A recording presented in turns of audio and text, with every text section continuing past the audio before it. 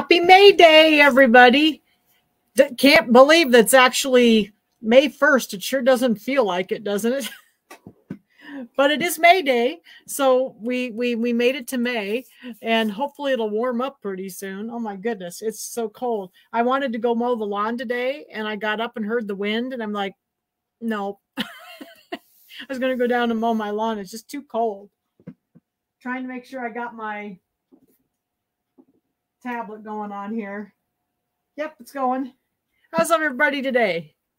So we're gonna do some one of the little bench buddies. So we're gonna go back. We had a little month off of our little bench buddies. We're on the last set. So there's 8 more to do.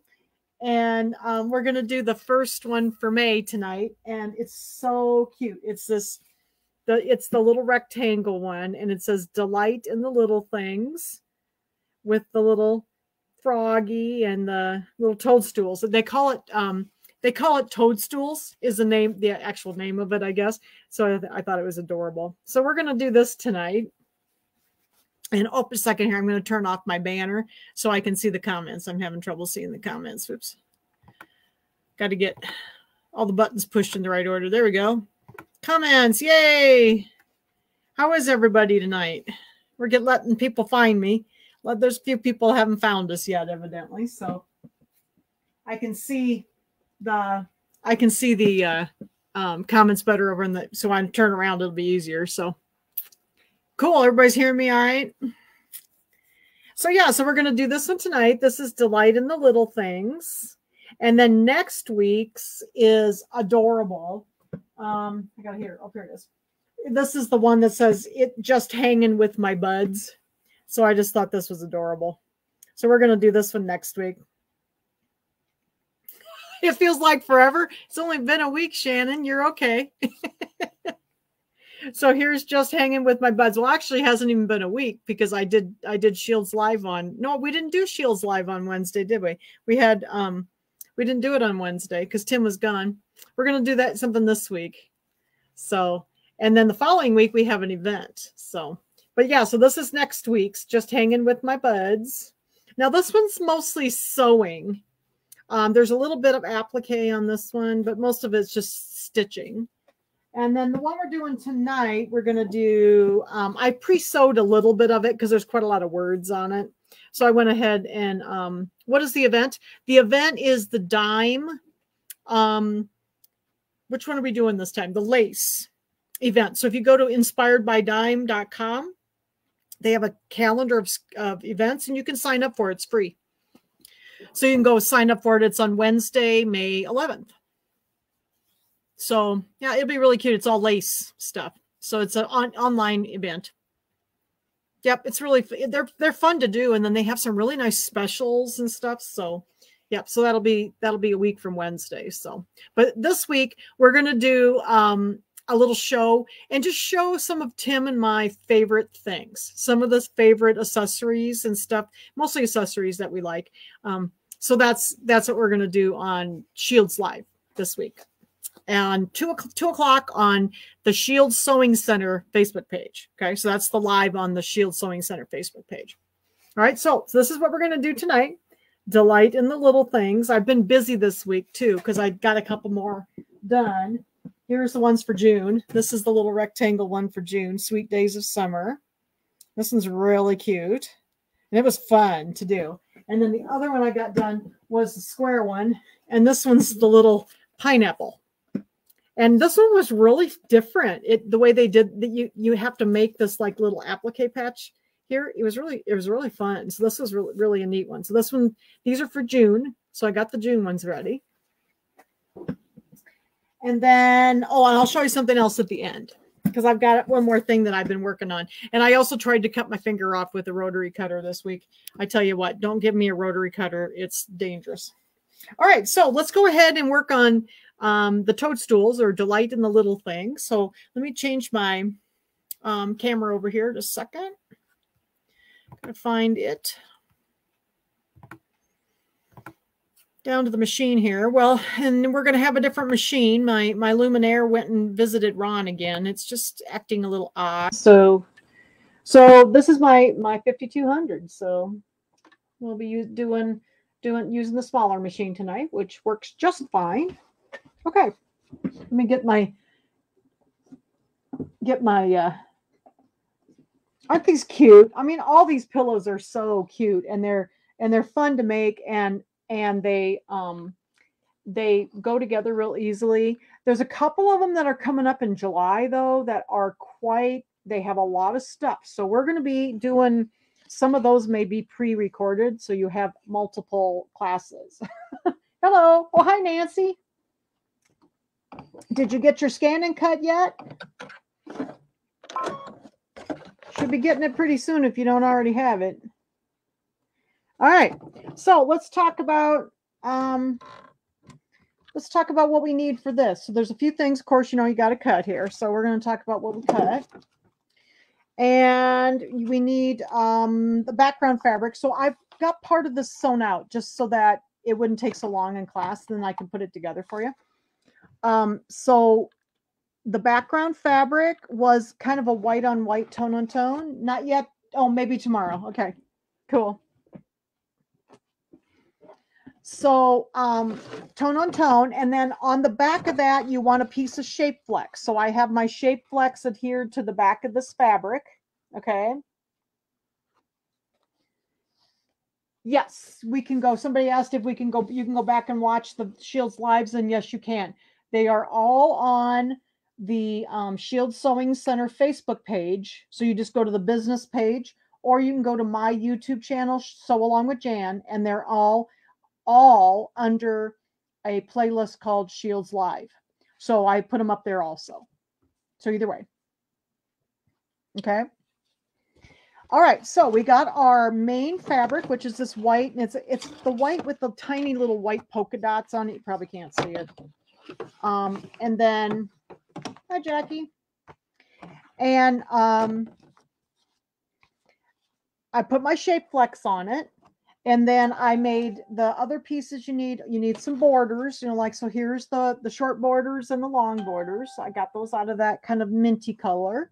And then you need the background. I cut my background pieces out of the same color. So here's the background pieces. Now I pre-hemmed mine on the short ends like this. So they're all pre-hemmed. So here's the shorter piece and here's the longer piece. Okay. Hi, Denise. All right, so here's all the backs and the borders. So this one was an easy one to put together, so there wasn't as much stuff. So I'll put these out of my way here. So that's that. Got your background piece, your backing and your borders, and then you needed a little piece of applique material for the toadstool bottoms, for the little stems, and then you needed the red polka dots for the tops of the toadstool. So there's a couple little appliques. And then you also need a piece of rickrack. So we're going to put a piece of rickrack on the bottom right here. I don't know if you can see my pillow. Here's the little rickrack down here along the bottom. It kind of makes the grass for the toadstools. Okay. So that's that part. Okay. So let me lay these out of the way so we won't get them mixed up and stuff. All right. Now I did do a teeny bit of pre-sewing just so that you wouldn't have to sit here through all the letters. The letters take a little longer. And of course, they always tell us in all these instructions, they tell us to use cutaway, and I always use tearaway. So I used my tearaway stabilizer in my hoop, shape flex on the back of my fabric, and it shows you that on the next page here. Let me get the book turned here. So I put my shape flex on the back of my fabric, and then what I do is I take my tearaway, not my cutaway, but tearaway, and I take my fabric glue stick and I stick my fabric down in the middle of my tearaway, and then I hoop it in the hoop and I eyeball it. Okay. So it shows here, the marking and all that. And I never do that. I just kind of eyeball it into the hoop. Okay. So I've got my tearaway, and this is a 5x7 hoop, by the way. So it's only in a 5x7. And then I put my glue stick on the back of the fabric, stuck it in the middle of my stabilizer, and then just hoop the whole thing. Okay, so that's how I've got it hooped. And we've done most of these the same way. There's a couple of them we've done differently, but most of them are done this way. Okay, All right, and then we're going to bring up the May rectangle, of course, design. And give me a second here. I got to bring that up in my machine. I had to put it on a different stick because this machine doesn't like my USB stick that I use in my Luminaire. This one doesn't like that great big huge one. So I have one stick that I love that I use in my Luminaire, and it's a 32 gigabyte. And the big machines will read those big ones, but this one just doesn't like it. So had to put my design on. Okay. So the first step, can you tell me where you get your material from? I love the background material. I get most of these are Kimberbell fabrics. What was Rebecca? I ordered the kits from for these from my girlfriend's quilt shop, and then I have a lot of scraps, so then I just cut the second one out of part of that, and then I also cut out I had some fat quarters and stuff that I cut out of. So I like to order kits just because then sometimes I have trouble picking fabric. So I like the kits because then let somebody else pick the fabric for me. That's not my strong suit. So I had to do that today, and I'll show you where I got so far. It's turning out okay. I even picked the fabric myself. I was actually pretty proud of myself. So, okay. So we got our stabilizer, our fabric glued to the stabilizer, and everything hooped in the 5x7 hoop. I'm going to go ahead and put this back in my machine. And as you can see, I did sew out a little bit just to move it along a little bit. Okay. And the first part of this is going to be the, second here, get this organized. There we go. The first part of this is going to be the appliques. So we're going to start with a little toadstool bottoms. So I put in a taupe colored thread. Mine's called taupe. It's a Brother 1207, I think. And it's a kind of a taupey brown thread. Also, to remind everybody, if you haven't watched the video that I did a couple weeks ago on Shields Live about the bobbin cases and the pre-wound bobbins and winding your own bobbins, please watch that because things have changed a little bit with the machine bobbin cases. And so we really need, if you're using pre-wounds, you need to put in that tight bobbin case. So I wanted to tell you that's what's in my machine. I have a pre-wound embroidery bobbin and EBs are really the only ones I've ever used for 20 years. And I wouldn't really recommend any other pre-wounds. You do need to use your tight bobbin case. So, I've got that bobbin case in here. It's got a blue dot in the center. And Pam, I will talk about that in a little bit. I've been thinking about it, but I'm not sure yet. I'm going to do the patriotic pillow, but I haven't thought about spring showers yet. I finally got all my fabric. So, okay, so here's my pre-wound bobbin in my tight bobbin case, the one with the blue dot. That's what's in my machine. Got a number 11 needle in here, embroidery needle. Okay. All right, so we're ready to sew. So I've got my taupe. Step number 1 is the taupe, and it's going to be the placement line for my toadstool bottoms. Okay. All right, so we're going to go ahead and we're going to sew out the, whoops, I got to find my applique piece here. Here it is. So sorry about the Band-Aid on my finger. I tried to cut my finger off this week. Let me tell you, don't give me a rotary cut. And I just put a new blade in it, so it was really sharp, of course.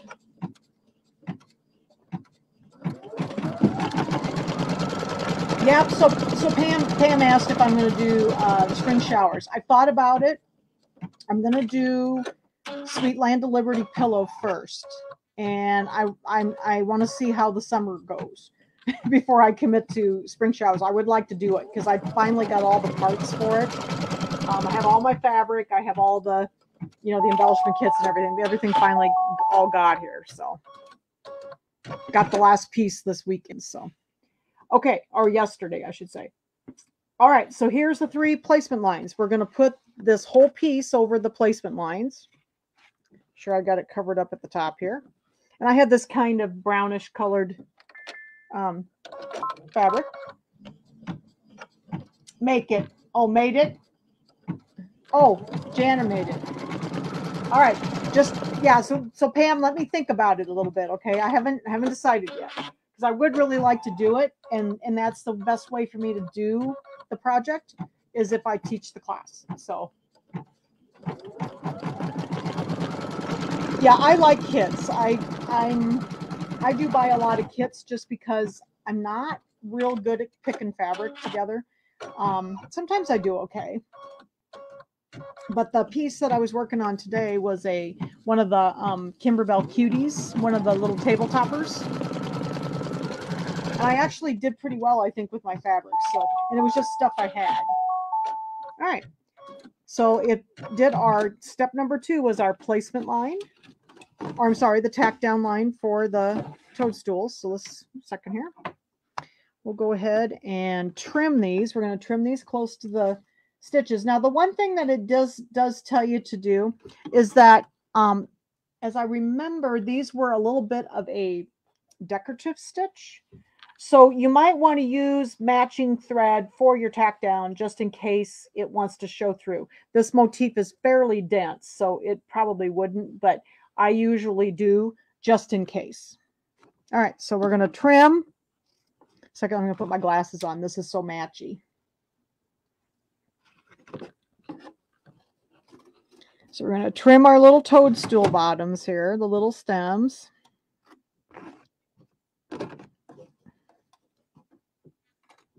Close to the stitches. Maybe if I can. It's very hard to trim with a Band-Aid on your middle finger because that's the finger I put into the scissors. I'm still struggling with trimming here. It's getting better. It feels better. Man, is it tender. Yeah.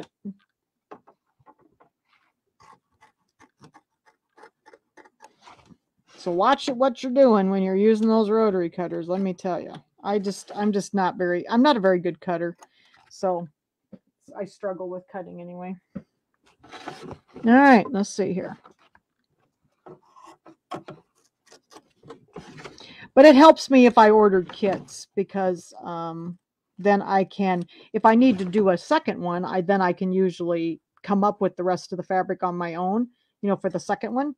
Then I have an idea of what I should be getting, you know, because otherwise I struggle with matching stuff. All right, got a bunch of little hairs here, so I'm going to trim those. All right. So then step number 3 is going to be the covering stitches. If I can get rid of some of these little hairs here. There we go. Okay. All right. Somebody said,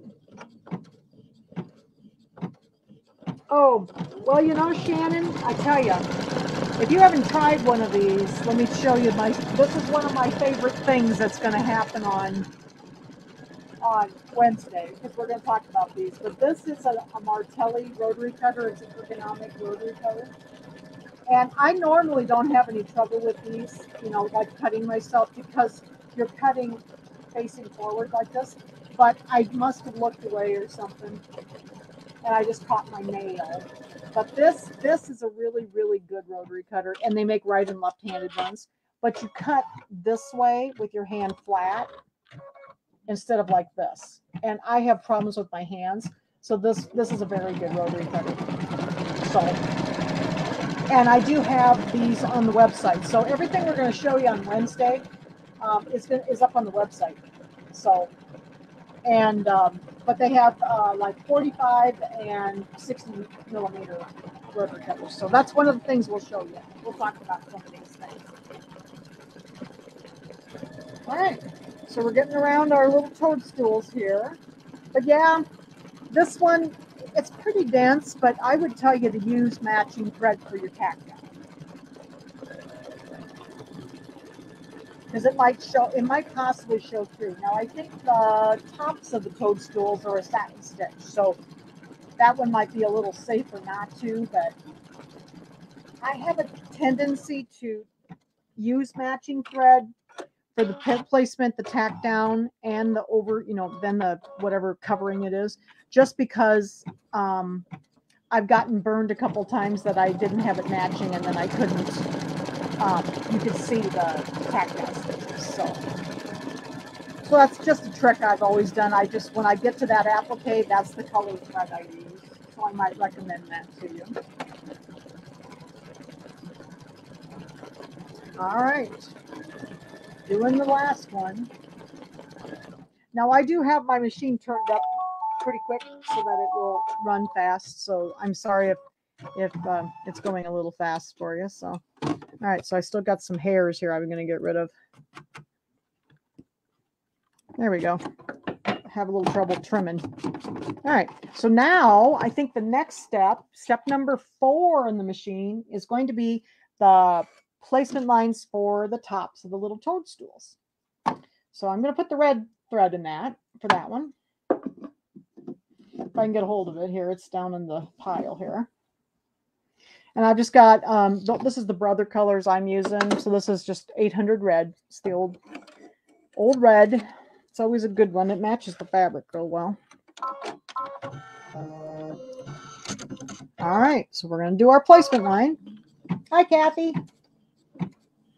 What is wrong with my Luminaire? Well, I think actually the bobbin case just finally died. I've had the same bobbin case in it the whole time I've had it, and I think it just let go and needs a new bobbin case. And then we were out of a part that needed to be replaced in the cutter mechanism. So my machine's not cutting terribly well. It makes it a little hard.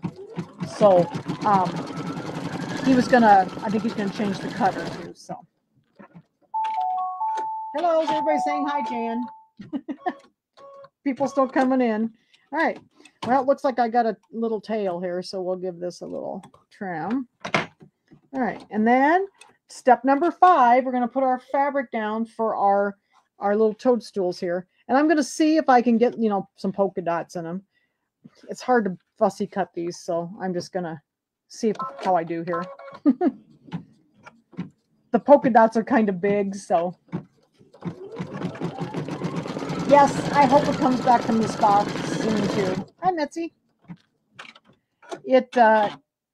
I get tired of running machines back and forth because, I got to have a machine all the time. Now, I do have a 10 needle also, so I do a lot of my sewing on the 10 needle, my samples. So like this one I did on this machine. This is a good machine. This is my VM 5200, and it only has an 8x12 hoop in it, but it's a really nice machine and it sews really well. So it's a very, very good machine, for a second machine, because then I know I have a good one to teach on. So it's called the Essence. So for those of you who have like smaller machines like the 6x10s, this is the next one up, and it's a really nice machine. So, all right, so we're going to trim these too. We're going to trim these close to the stitches. And this is like step number 8 in the book on page, or I'm sorry, step 10 in the book on page 4. So we're going to trim the little toadstools. These were so fun. I just enjoy these. I'm glad everybody wanted to continue on to finish them up because they're just so cute. And they're fun and easy. Now I have to say I was looking at the July ones. The July ones have some stuff in them. So I may have to actually make some extra videos because there's a lot of embellishments on them. So I may have to do a couple of extra videos to show you all the embellishments, because when I was reading through the instructions, I'm like, holy cow. All right, whoops, got to get this little guy down here. They do all 3 of them at the same time, so. So trim this one. Can you see me? Hopefully you can see me what I'm doing. I don't know. I wish they would. Shannon asked if she thinks they'll do more bunch buddies. I just think they're adorable. I'm just happy to be able to get through these. I think these bunch buddies are very popular. So I bet they will sometime. Because they're still real popular. I mean, like if you go and look at some of the quilt shops that do kits and stuff, they still have a kit for all these bench buddies, even though these have been out for a while now. But I'm just glad to get to do them, because I've been wanting to do them, and this is the set I really wanted to do. So I'm anxious to do the rest of them. Only got 4 left. But yeah, the July ones look like they're a little more involved. So that'll be kind of fun. All right. So here we're going to put this back in. And step number 6 in the machine is going to be the satin stitches. There's going to be a couple little gaps left on some of these that will be for like the little frog. And I think maybe there's a little flower too that goes in next. All right, so we're getting about where I did a little bit of pre-sewing. So I did some of the satin stitches, like the leaves and stuff. So we could skip over a few things. Satin stitching, no matter what you do, it takes a little bit. So, but none of these are very big. I do too, and Jan, I also like the June one, which is the one with the watermelon. But I wanted to show you what I'm working on. So I also did these this week. Well, this is sewing. Well, I'll show you the other things that I've been working on. So this is for Kimberbell Club. This is my instead of making a tote bag, I made a picture with the little bicycle. I thought it was awfully cute. This is the offending fabric from the cutting my fingers. So, and believe it or not, there was no bleeding on the fabric. I couldn't believe it. So anyway, this is Kimberbell Club coming up on was it the 16th of May? I think. For those of you who are fairly local, that's one of the things I worked on this week. Let's see. Oh, and then I'm working on the cuties to see if we can do these for Kimberbell Club. And so I started one today. I'll show you the center of mine. I haven't got it quite done yet. So here's the center. Hold this up a little bit. So I'm doing February just because I wanted to do a couple of the ones early in the year. So here's the February one. And this is the center of it. And then and it's more of a traditional piece thing. And then I've got here's some more of my other fabrics. So I've got a little Valentine fabric, and I've got a little check. Those are for the borders. And then this is like the little cornerstones on the borders. And then you put these triangles in. So this is my triangle fabric. So that's where I'm at. I didn't get it quite finished. I was hoping to have the whole thing put together, but I didn't quite get it. And then we're going to quilt it. And then you embroider on the corners. So I'm trying to figure out a way that we can do everything in the hoop. So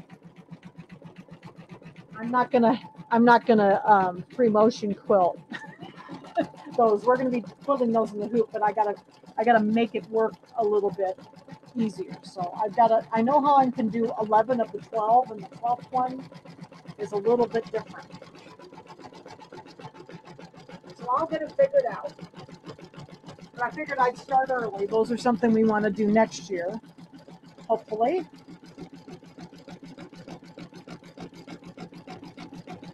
Oh no, Shannon, you can do them in the embroidery machine. That's how I'm going to do them, is in the embroidery machine. So the applique will be in the embroidery machine, and all the quilting will be in the embroidery machine. So the old book was actually a sewing pattern with traditional machine applique, and it's called Kimberbell Cuties, and it's those old table toppers. They added an embroidery CD that's a companion CD. So like the corners have like little X's and O's on them, and so what I'm going to do is I'm going to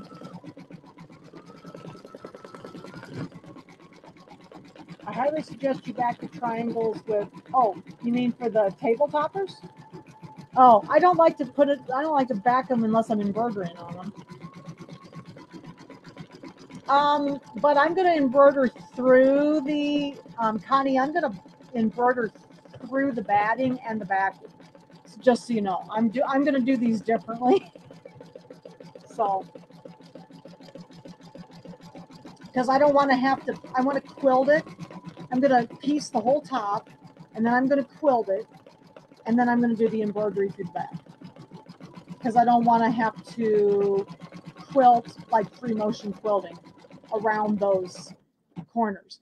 But the first one, the January one, they put the little snowman in the corner, in like in the seam, and I don't want to have to. I have to figure out a way to quilt that in the hoop. So we're going to figure that. That's one of my goals for the summer is figure this out. So all right. So the next step is actually one that I've already done. So whoops, second here. So I did the little stems. So step number, it's 7 in the machine. So it was the little stems for my flowers. So I already did those. And then I also did step number 8, which is the little leaves. So I'm going to go ahead and I'm going to fast forward through those. So for those of you who don't know how to do that, I'm just going to show you. You know, most of the machines have either a plus minus spool or like an arrow pointing down. So I'm going to go into my plus minus needle, and then I'm going to go ahead a couple of steps. On this one, I have to hit the plus spool to get to the next step. And then the next step is going to be my flowers, which is number 9. So that one I used leaf green, just so you know, leaf green and emerald green for the stems and leaves. And then I used sugar cane, which is number 1128 for my flowers. It's kind of a pretty yellow, but it's a little darker one. So we're going to do that for the flowers here. Yeah, so I'm kind of doing the table toppers like I have done the older bench pillows. So like when Kimberbell started, most of their designs were actually just, you know, traditional quilting designs, and they've added the embroidery. So like when I make the older bench pillows, I actually quilt. I piece the whole top and then I quilt it and then I embroider through the back. And I'm going to do the same thing with these table toppers, because that way I can quilt them and embroider them. And then like when you go to embroider them, like you said, to put the shape flex on, and I agree, if you're doing them before you quilt them. But if you quilt them with the batting and then embroider them, that you won't have any puckering, because you'll have batting on the batting there. That also acts as a stabilizer, so it'll be fine. We'll just embroider it right through the batting and the backing.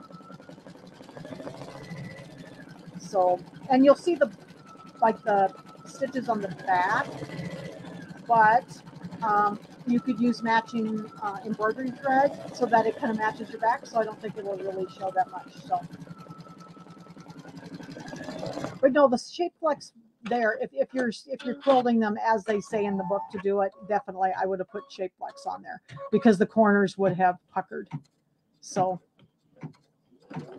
but I don't think I'm going to, since I'm going to do it with the batting, because you don't really need it for the batting. But that is a good idea. I'll try that, because on the second one I do, if I think it's going to pucker, or if it does, I will try with the shape flex.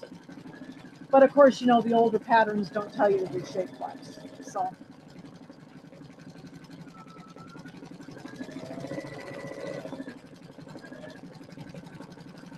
But I don't like to, I'm not a good free motioner, and I can. Whoops, a second, I just broke a needle. See, you guys even got to watch me break a needle. Isn't that exciting? I don't know why. Maybe it caught up here.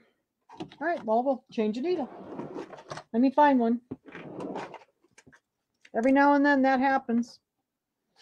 All you have to do is turn your head for a minute, and then you break a needle, right?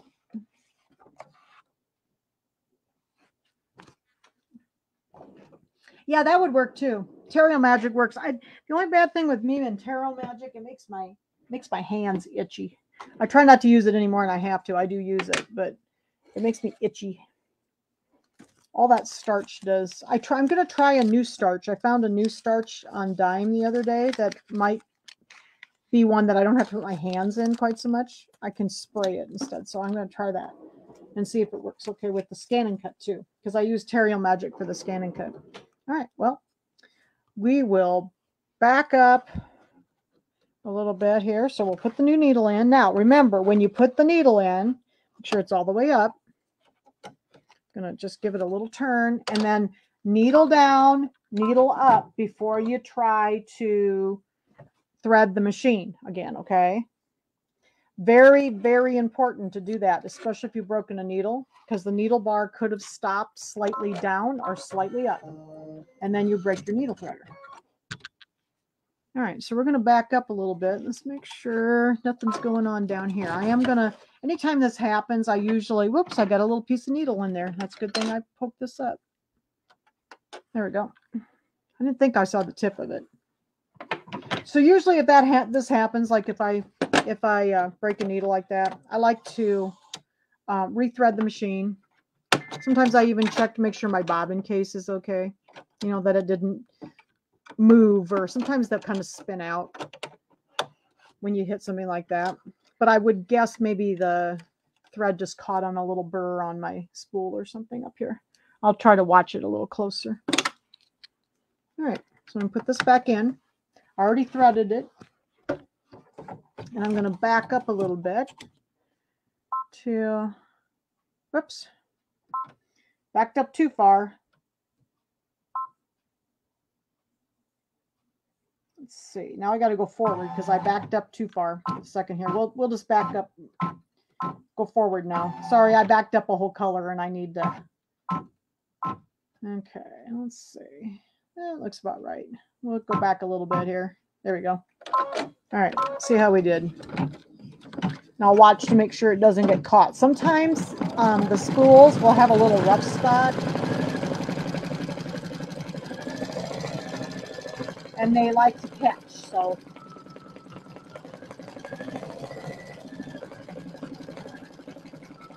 So yeah, so that's a really, really good. Thank you very much. It was Connie. Thank you very much for recommending the Shape Flex. But I'm not positive that I need it with batting in there. I think it'll be okay with the batting in there. But if not, I will put it on. Because often when I do quilting and stuff with fabric, I don't put Shape Flex on anything. Like when I do the borders, like on the Kimberbell pillows and stuff, I don't put the Shape Flex on the back of the borders and stuff. I just use batting, and it acts as a stabilizer, and it doesn't pucker. So I wanted it to be a little softer if I could. So we'll see. That is an excellent idea.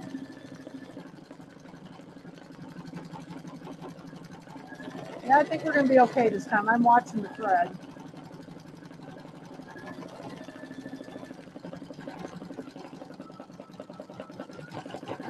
I haven't broken a needle like that for a while. It's good that that happens sometimes when we do these, because then you see what to do, right? So I had to back up. Okay. So I think the next step, this was number 9 in the machine. Step number 10, is the little centers of the flowers, and I did those in black. They're kind of like little daisies. So I did them in black, I think. All right.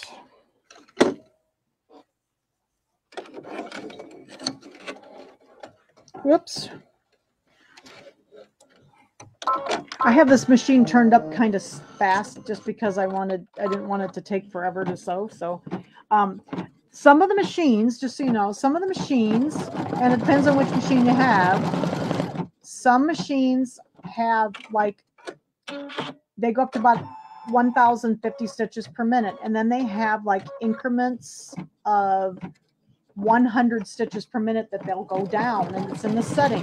Well, this one is one of the older machines. So this one only has 3 options. It has the 1050, it has 600, and it has 350. So if I put this on 600, it feels like I'm sitting here twiddling my thumbs. So I usually run it at 1050, but it is kind of fast. All right. So that was step number 10. Now, step number 11 is the word delight. And see, I've already sewn that. Okay. And let's see. Yep, step number 11. And I did that in royal purple. It's 869, I think is the number. That's the color that I used. I used this in the hanging with my buds one too. So 869. And then I did the in the little things, delight in the little things, the rest of them I did in black. So that was 900 black.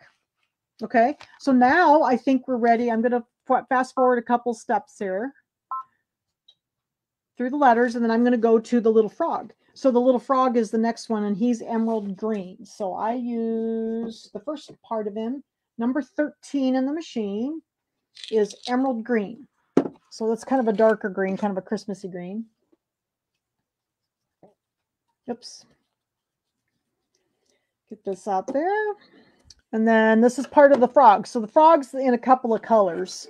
So the last thing we have to sew out is the frog. I was hoping to be able to sew him, but the little toadstool had to, oops, I always forget to thread my needle. Do you guys do that too? Don't you forget to thread your needle? All right, here we go. So we're going to do the first part of the little frog. And he's going to have a couple colors of green. So I've got the darker green and a lighter green on him. Yeah, I've been anxious to try the Kimberbell Cuties. And I kind of I knew it was going to take me some figuring out. So I started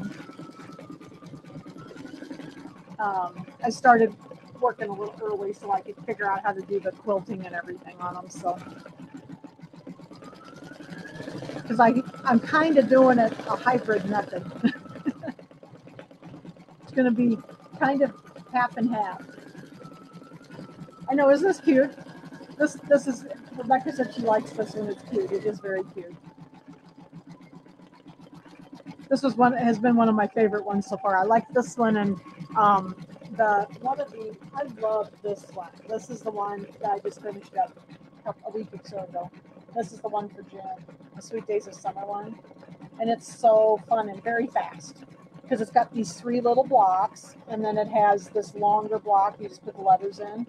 It's so easy. So this one was really cute. And this one was just different. You have to make this little piece. This is all raw edge here with this, and you use all these little triangles and make this little like applique patch out of this first, and then you put it on as the full applique. So that was a little different. All right, so we got our little guy done. I think maybe 14. Oh, his eyeballs. We have to do his eyeballs first. So that's white. I did those in white. Let me find my white thread here. And my white thread, I'll show you these threads when I get this going. I love the brother threads, but you got to be a little careful and watch them, because every now and then you'll get a spool that the bottom doesn't want to close. And what I'm talking about, my white, I'm going to watch it. What happens is sometimes this little crevice, where you put the thread, won't pop shut. So when you get these up there on your stand, make sure you pop them shut.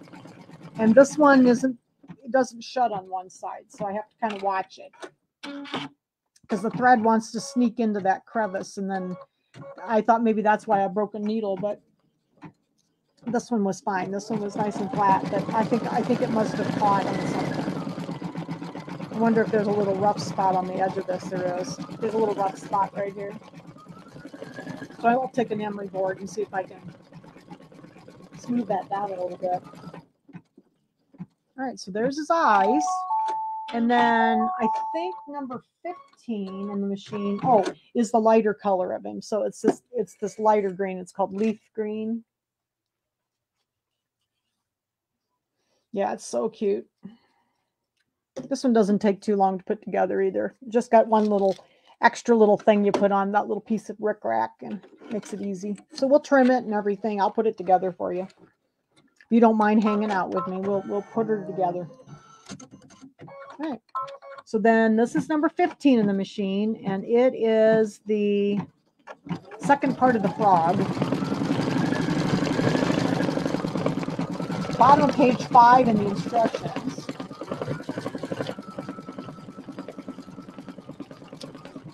And then I'm turning it over, and I think these little pupils in his eyes are next.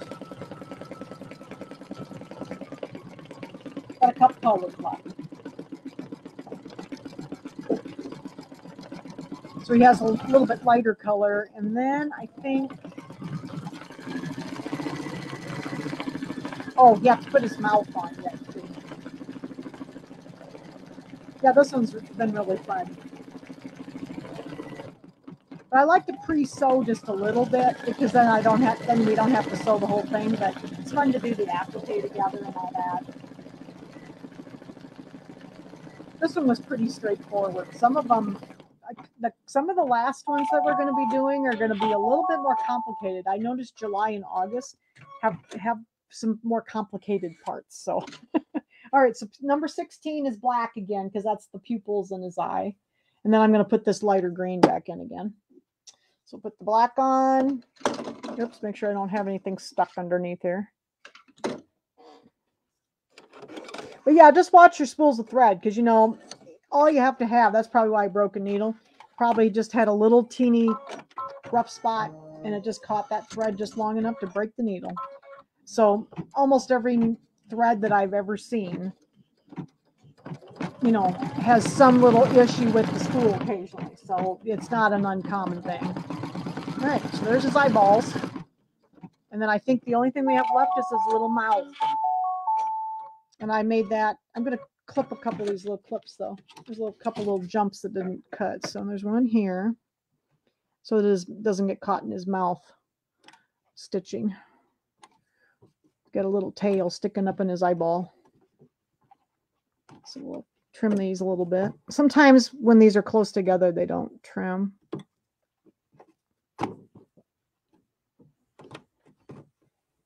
I didn't want anything to get stuck under his little mouth. Okay. All right, so then I'm going to put that. Isn't he the little frog cute? Yes, he's so cute. So I'm going to put that leaf green back in, that lighter green back in, and that's going to be his little mouth. And then we'll be done sewing. So then we'll do the trimming. All right.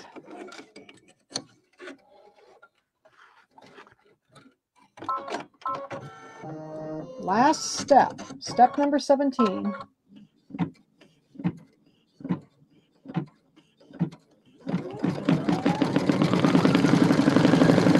Oh, Connie, well, you know, yes, that's fine to do that. The trick is, what's the important thing is, no, I don't do that because I waste about, you know, a foot of thread every single time I do that. And as long as your tension discs are open and you pull back your thread, you know, at a very, not real slow, but just not like yanking. There's no tension there. You're not going to hurt anything. If you feel any tension whatsoever when you're pulling back, stop and go the other way. Because sometimes what happens if you have a little shred up in there, then it gets worse. So that's why I don't. I mean, but if I feel something kind of tight, I stop and then I pull the other direction. I cut it and pull the other way. So I very rarely have to do that, but make sure your foot is up when you're taking the thread out. I just don't like to waste all that extra thread. So, oh, yeah, the little Easter pillow. Okay, so here's our little guy. Isn't he cute? So here he is, our little frog. So we're ready to do some trimming now. So give me a second. I'm going to move the camera over here so we can trim him. There is a little bit of a specialty trimming thing for this one. So no, I've never done that consistently, Connie, other than when I feel something tight. If I feel anything tight, I stop because then you've got a shred. And if you pull very gently, you'll be able to tell. So, all right. So give me a second. I'm just gonna press him a little bit. And when you're pressing, don't press on the embroidery. Just press around the outside edges because otherwise your embroidery is gonna be all puckery. Okay. So what I did is I just pressed along the edges, and I'm going to leave the tearaway in until we get him trimmed. Because I like to trim with the tearaway on because it keeps it nice and flat. Okay. All right, just wait a second here. I'm going to move the camera over so you can see better. Give me just a second here. Got to get it closer to this side. So you'll be able to see here. It's easier with this machine because this machine's smaller than the bigger one. All right, so I've got my cutting mat here. Now this is another one of my favorite things. We're going to show this to you on Wednesday. This is another one of my favorite things. Is this Martelli rotary mat. This is a they call it a oh, I always forget. What's the name of the thing? It's their can't think. They have it comes in 3 pieces though. You get the the rotary part on the bottom. Roundabout. There we go. And then it has the mat, and it also has a pressing mat also, and you can get a wool pressing mat for it too. But this is really great when you're doing this, because if you don't have a rotating mat, and there's a lot of rotating mats that just don't rotate well. They don't rotate smoothly, and this one is so smooth. And they make a couple different sizes of it too. All right, so there are some specialty cutting directions for this. So let's make sure we read. And I leave my stabilizer on for the trimming.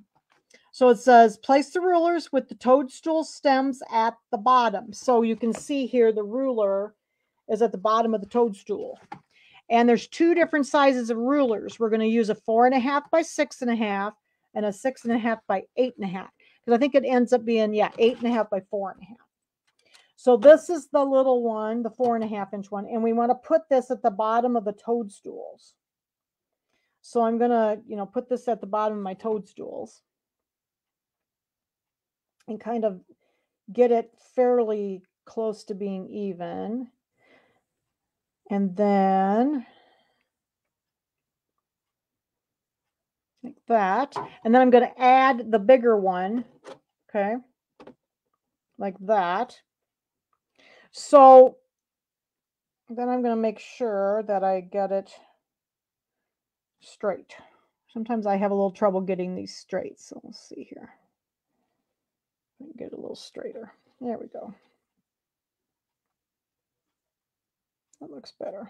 Sure, look at it this way to see how if I may not have gotten it straight in the hoop either. Sometimes it just doesn't happen. Hi, Cindy. How are you? All right. Let's see here. Does that look pretty good? That looks pretty good. All right. So then what we're going to do, I'm going to make sure that I've got this down just enough so that I won't cut into my stitches on the bottom of my toadstool. So I'm just going to pull it down just a hair so that I won't cut into the stitches here. And I'm going to rotate this. Now I'm left-handed, so I'm using my rotary cutter in my left hand. This is that Martelli rotary cutter. So I want to be able to, and I'm going to watch my finger over here. And I'm going to start on the right. Okay, so I'm left-handed. I've got my rotary cutter in my left hand, and I'm going to start on the right-hand side. But I'm just going to cut the top and the bottom like this. And I'm going to rotate this one around and do the other side. Like that. Okay. We're not going to cut the sides yet. So now I'm going to remove the smaller ruler like this. And now we're going to cut the ends because it needs to be, 8.5 inches. So this is 8.5 by 6.5. So we're going to cut down here at the ends now. Again, I'm left-handed. I've got my rotary cutter in my left hand, and I'm cutting on the right first. And you can see this rotary mat really helps. All right. And then we need to extend that cut to the sides. Sometimes I think I might have to go get my other ruler. I have trouble seeing through those orange ones. I like this yellow one better. It's easier for me to see through it. All right, so then we're going to extend these to the ends. And a little bit, whoops, I got the corner out. Oh, well, we'll fix it.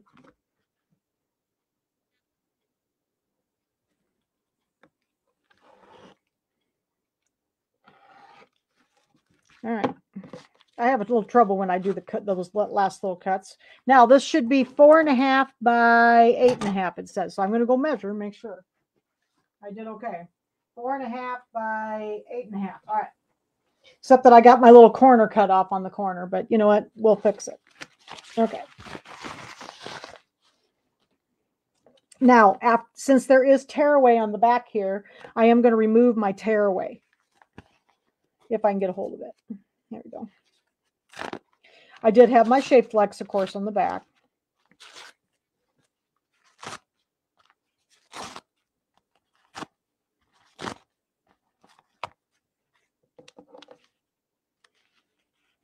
I'm going to get as much of it off as I can. I don't like the cutaway on these because when you go to put the pillow in, sometimes the cutaway makes it kind of, I don't know, makes it have kind of funny little wrinkles in it or something.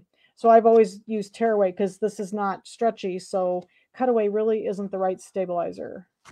So I'm just going to get as much of it out as I can.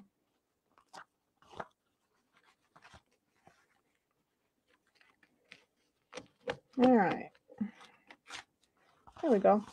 And you don't have to get it all out of there. All right. So there's our little guy. Isn't he cute? Now it says this is where we have to put our rickrack on. So I moved my stabilizer, get that out of the way. And then the next step is, it says down here at the bottom, let me get these out of the way too. It says, mark a line 1/2 inch up from the bottom edge of the pillow block using a water-soluble or heat-sensitive pen. So that's where we're going to put our, mark this 1/2 inch like this.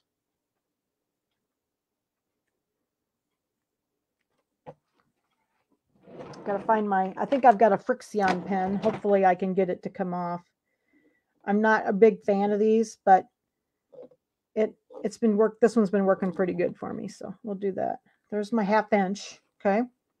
And then what we're going to do is we're going to lay do you ever tear the material when pulling your tearaway? No. Nope, you shouldn't. I never have.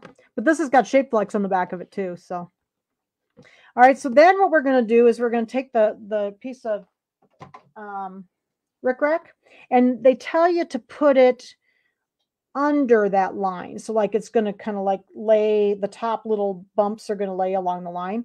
So what I did is I just took my fabric glue stick, and actually let's use the skinnier one. This one's easier to get in there. So this is my Sureline Soline glue pen. And just by the way, this is another one of my favorite things. So you'll get to see this week too. So we're going to just kind of put this along the bottom here. Oops. The other one's kind of big. So when I'm doing something smaller, I like this one. And then we're going to lay this with the bumps under the line like that. How's that look?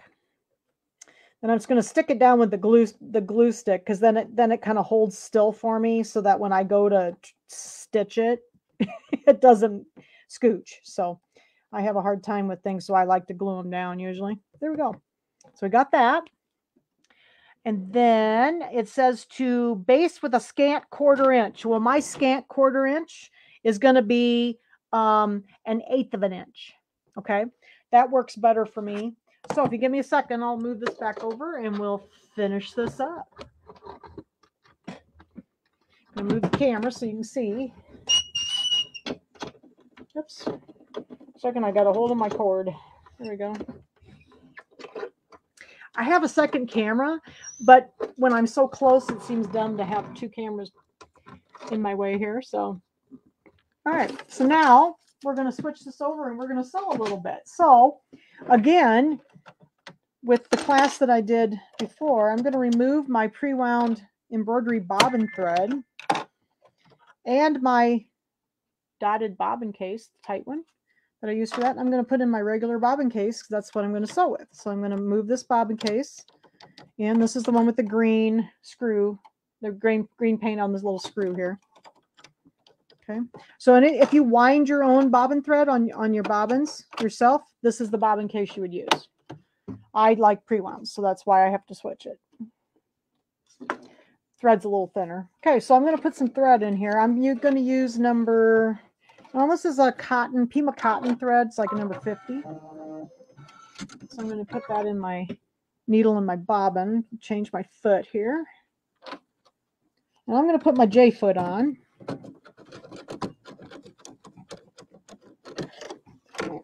Take my embroidery foot off.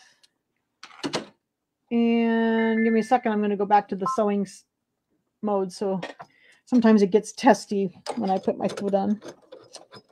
So oops. I'm going to put my J foot back on. All right. See if I can get a hold of my thread here. Whoops. It was being testy. Let's try threading it. This is a nice Pima cotton thread, and I'm not a big Aurifil fan, so I found this and I really like it. It's not linty and it sews through the machines really well. Okay. And then I'm going to put that same thread in my bobbin. And I've just got white is what I was going to use for this. All right. Put that in there. And if you give me just a second, I'm going to plug in my controller. Okay, that landed on the floor. All right, so we're going to go into sewing mode. It's going to move my embroidery arm out. And it says then, it said to use a scant quarter, but I'm going to use about an eighth of an inch base, because otherwise I always can see my basting stitches. So I'm going to leave my needle in the center, and I'm going to use the little notch over here, and I'm just going to sew kind of along the bottom of this rickrack just to hold it in place. And I've got my pivot on, that's why the foot goes up. So I'm just going to kind of do about an 1/8 inch little baste on the top here, just to kind of hold this in place. It's glued down, so it's going to be fine. And then this way we know it's not going to move. There we go. All right. And I'll trim it off the ends here in a minute too. All right, so we got that basted down. Then the next step says, I'm going to turn the page. This is on the end of page 7, at the top of page 8. We're going to put the ends on first. So I think I'll wait and let's go ahead and trim these now. We'll trim these now since we're going to put the ends on first. I'm just going to trim this off so it's equal, even with the edges. I love the little rickrack on there. It's so cute. Okay. Get that out of the way. And then we're going to use the short ones. We're going to put the ends on. Second here.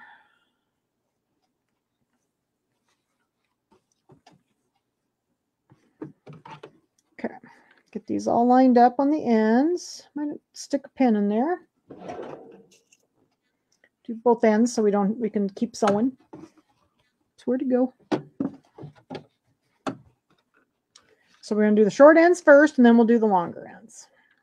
And these are the little borders that we cut earlier.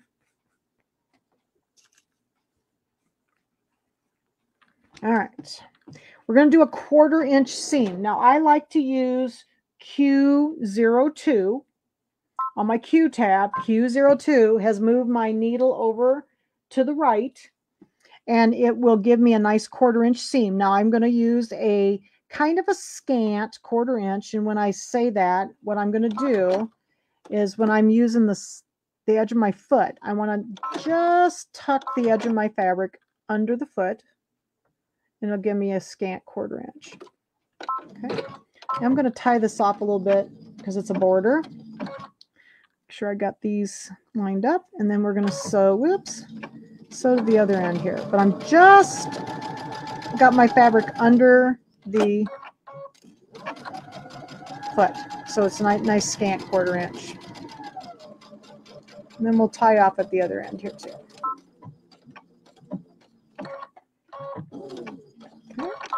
do the other end. So how many people use the piecing stitch on the machine? This is the piecing stitch, or Q02. On most of the machines, it's Q02. How many people use that? Or do you prefer piecing feet? I did a nice video about that also on Shields Live, and just showed you some different ways of making a 1/4 inch seam. And there's a lot of ways to do it, and there's different reasons to use different feet. So do you like the piecing stitch? I like the piecing stitch the best because I feel like I can control it better. And this foot also runs through the machine really well. It's longer than the piecing feet are, and the piecing feet sometimes don't go over the bumps very well. Okay. All right. What?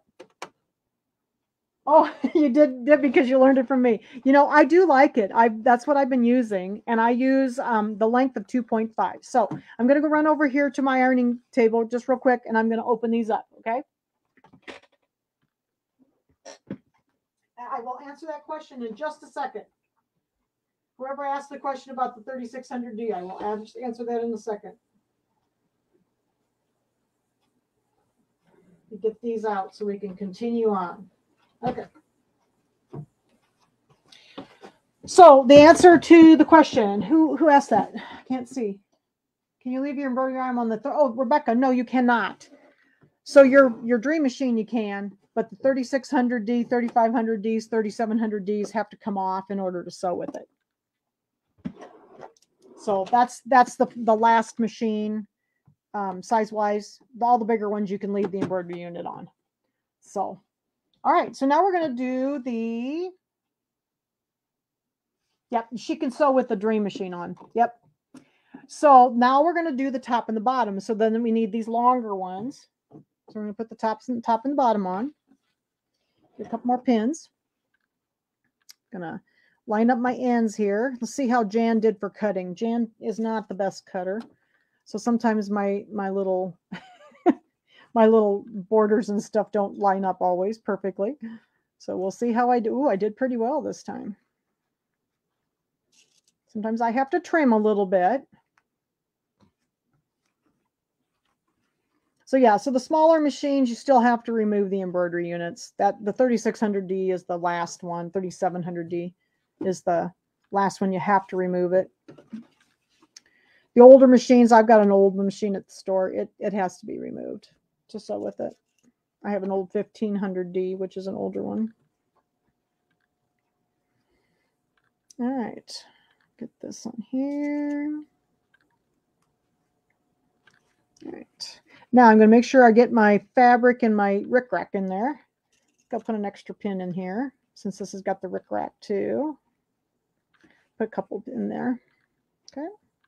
And we're going to sew the top and the bottom. Such a cute pillow. What happened to my finger? Yeah, Cindy, you missed that. I tried to cut it off with a rotary cutter this week, so it's kind of tender. Basically took the whole right-hand side of my nail off and what was under it. So pretty sore yet. It's much better, but I just have to be careful not to wonk it on the end. I am kind of dangerous with rotary cutters, and so okay, I'm doing my scant 1/4 inch again. Now see, I didn't do too well with my border, so I think I'm going to have to trim a little bit. I'm not always, like I said, I'm not always a real good cutter. So I have to square up things sometimes. Yeah, I'm going to have to trim a little bit on this one. All right. So there's that one. Yeah, I know. Ouch was right. Man, I went flying around the house trying to find some Band-Aids and stuff. And I evidently didn't bring my Bactine with me to Dad, so I had to find some antiseptic. There was no antiseptic in the house. I finally found a little bit in my first aid kit in my bag. So I'm going to, there we go. All right, get this out of the way. Whoops, let's see how I did on this one.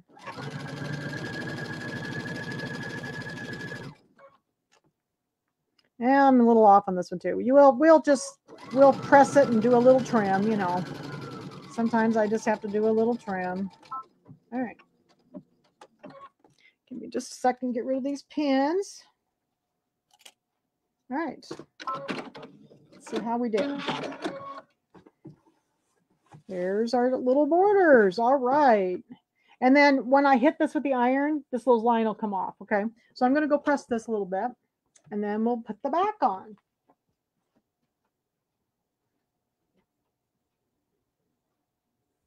This one was really fun.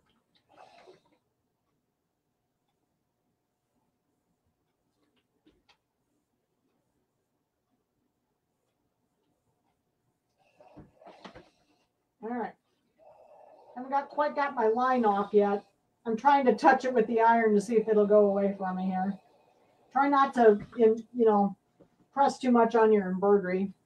And if you give me a minute, I'm going to trim my little ends off because they're a little bit off. So give me a second here. My borders are not a thing of beauty usually. I have to always fix them. This one was really off. Holy cow. I'm just not good at cutting. All right, there we go. There's our little guy. Isn't it cute?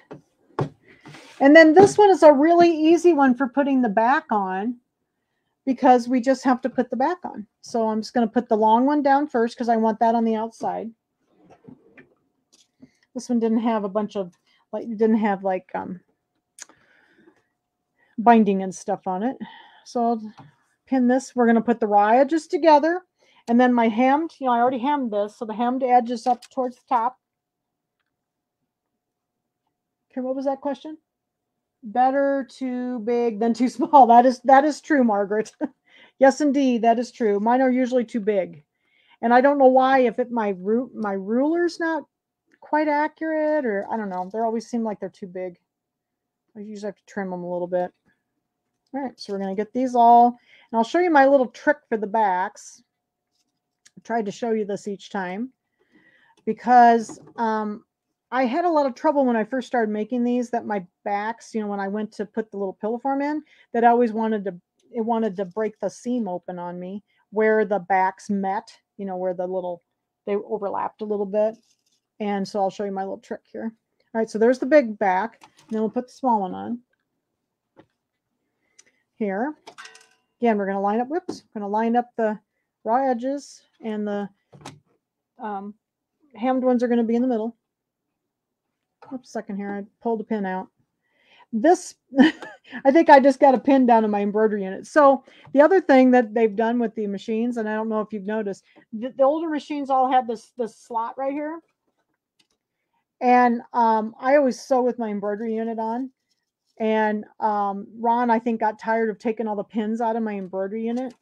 So the new one, the new Luminaire, there's no slot here anymore. That's the first thing I noticed when I sat down to sew on it, is that there was no slot on the top. So then I can't get the pins down inside the machine or inside the embroidery unit. So I imagine Ron was happy about that too, because he always was taking all the pins out of my embroidery unit. I always had to send it down with my machine because it would rattle. So now this one's going to have a pin in it too. And I sew with this one on quite often, but I think it went down inside the machine. Oh well, we'll get it out. All right, so this is where the little overlap is. Let me show you this little trick here. So we're just going to sew around the outside edge with a 1/4 inch seam again. And there we go. So I like to start on one of those spots so that I know exactly where that is. Because what I like to do, and because I found that these were always ripping on me. So I'm going to tie it off. And I'm going to go forward to the other side of that little overlap. And then I'm going to back up over it with the reverse. And sew over it 3 times, okay? So that way I know it's going to be okay.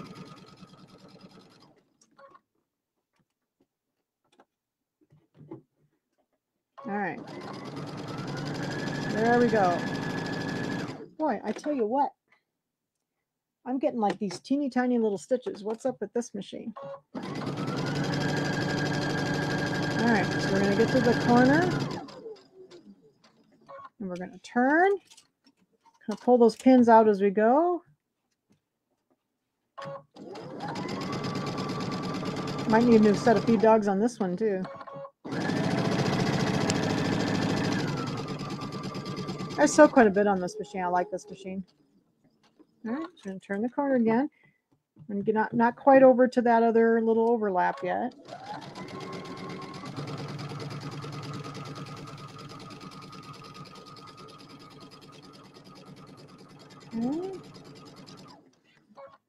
Okay, so now we're just about where that overlap is right here. So I'm going to go over it to this pin. I'll just leave the pin in so I can see where I'm going. And then I'm going to back up with reverse, back over it. Okay. And then I'm going to go back over it again. So that way you've sewn over it 3 times. The other thing you could do is do a triple stitch there, but it's too hard to change. So I just usually back over it. But then they don't break so easy because I was always breaking them every time I took the pillow in and out. Because mine have a tendency to get taken in and out because I use them for samples, you know. All right. I'm going to go back to the other side here. All right, back around. And then we're going to tie that off. Do the pins. I love my magnetic pin cushion. All right, so there is our little backing. So we got our backing on. Now I'm going to show you Grandma's little trick. I'm going to take my first finger and put it into the corner of the pillow. I'm going to pull the seam allowance down to the stitching line and push the other side into the stitching line and form the corner. And then I'm going to hold that and I'm going to poke it out the other side like that. And do the same thing. Pull the seam allowance down to the stitching line, over to the stitching line and make a corner and then poke it out. And that you do not need to one of the instructions always tells you to clip your corners. If you clip the corners, I can guarantee you're going to have a hole in the corner. Okay, I'm going to do the same thing here. And then in a minute, I'm going to show you one of my other favorite things. So we're going to get to see all kinds of stuff on Wednesday. I'm kind of excited about it, actually. I told Tim he needed to pick a couple of his favorite things, too. All right, so we're going to do that. There's that one. I'm going to turn it right side out. All right, so I got the corners done. That was my grandma's little trick. Grandma taught me all kinds of cool stuff. Give me a second. I got to find my other favorite toy here. If I can, it always gets to the bottom of my little thing here. Here it is. My Floriani point turner. This thing's awesome. So I'm just going to finish up the corners. Make sure they're nice and pointy.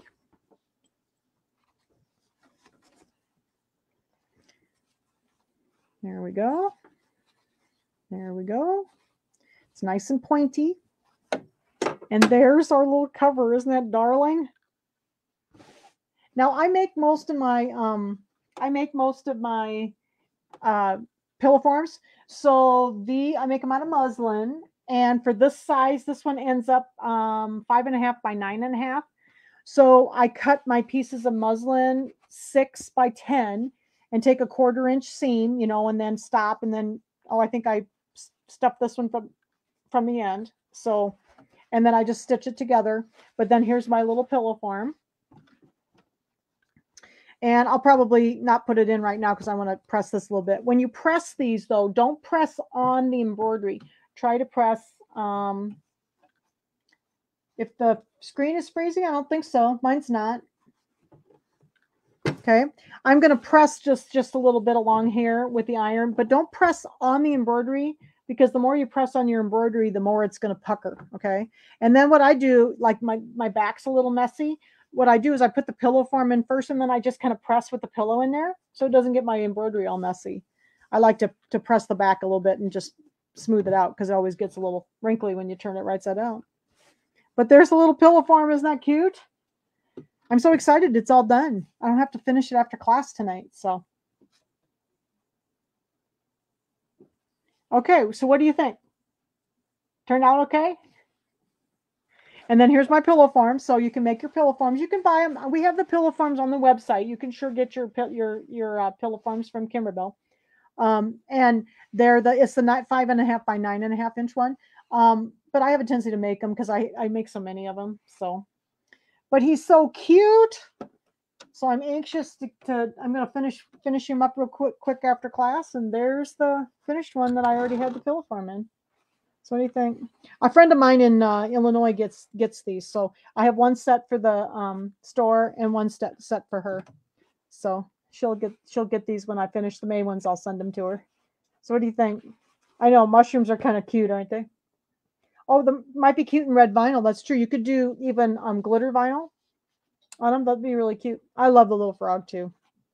He was my favorite. I just thought he was so cute. All right. So next week we will work on hanging with my buds. Give me a second. I'm going to turn my camera up here so you can see hanging with my buds a little bit better. It's kind of big. We'll do that one next week. There we go. Whoops. We're going to do this one next week. And this one, like I said, I'm going to pre-sew most of this one just because it's all just sewing, and we'll talk through the applique. There's just a little bit of applique, okay? And so thank you everybody for some of the suggestions, because I love that, because I learned just as much from you. So that's a very good idea, like the shape flex and pulling your thread back, and like I said, I don't do that very often, so that it's always good to have people recommend things and talk about things. That's what this is for. So it's a sew along. So anyway, we're going to do this next week, and then we will see the third week in May. We're going to make this pillow. And this one's done in IQ Designer / Design Center, depending on which machine you have. So this, we're going to do I Love You to the Moon and Back. So this one is one of my pillows, and we're going to do this in the machine. So this will be done like in the Luminaire or the Dream Machine, those of you who have that. So anyway, so this will be the third week in May, and then fourth week in May will be software, but I haven't decided what we're going to do yet. Still thinking about it. So, all right. So everybody have a good week, and I'm anxious to see your pillows, so make sure you post your pillows when you get them done. Can you show the Kimberbell CD picture? Can you please show the Kimberbell CD picture? Oh, the one for this, for the pillows, Connie? For the pillows, you mean? This is the May through August ones. Is that the one you're talking about? This is what the front looks like, if you can see it. That's what the front looks like. That's what the front of this one looks like. If that, okay. Yeah, so this is the one. It's the May through August Bench Buddies. And it was in kind of a cardboard paper thing that the CD was in. So I just happened to I just made a photocopy of the front of it, because I always print all the instructions and bind them. So that's why it's on the front of that. So, all right. So we'll be seeing you next week, and we'll do another Bench Buddy. So thanks everybody for joining me. I appreciate it. Thank you. Have a good evening.